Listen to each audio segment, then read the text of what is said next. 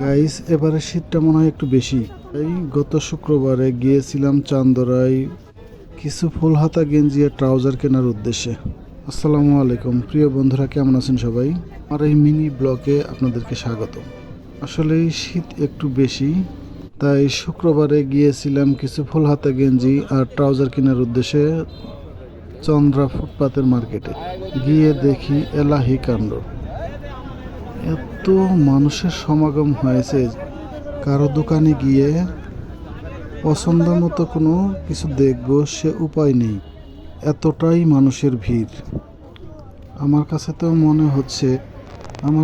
মনে হচ্ছে ঈদের কেনাকাটাতেও এত মানুষের চাপ হয় না। আসলেই শীতের কাপড় ছাড়া চলেই না। শীত যত বাড়তে থাকে শীতের কাপড়ের চাহিদাও ততই বাড়তে থাকে। অন্যান্য বছরের তুলনায় এবছরের শীতের পোশাকগুলো অনেক ভালো, সুন্দর সুন্দর কালেকশন আসছে। পছন্দনীয় সব জামা কাপড় পাওয়া যায়।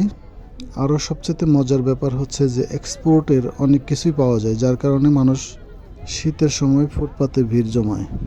আগে তো শুধু গরিব মানুষরাই ফুটপাতে কেনাকাটা করত, কিন্তু না, এক্সপোর্টের অনেক প্যান্ট গেঞ্জি ফুটপাতে সবচেয়ে ভালো পাওয়া যায় বিধায় এখন সব শ্রেণীর মানুষই ফুটপাতে কেনাকাটা করে।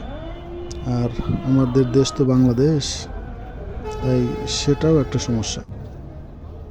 এখন মার্কেটে কেনাকাটা করতে গেলে আপনি দামাদামি করার সুযোগ পাবেন, কিন্তু ফুটপাতের এই দোকানদারের ডিমান্ড এতটাই বেশি, তারা একটা দাম বলে আপনার দিকে এমন ভাব নিবে যে আর কথাই বলবে না। কি আর করার ভাই, আমাদের বাংলাদেশ তো, কোনো কিছুর দাম বাড়লেই ভাবও বেড়ে যায় সাথে সাথে। যাই হোক, মানুষের এত চাপে আর কোনো কিছু কেনাকাটা করা হলো না, ভাবলাম পরে এসে কেনাকাটা করব।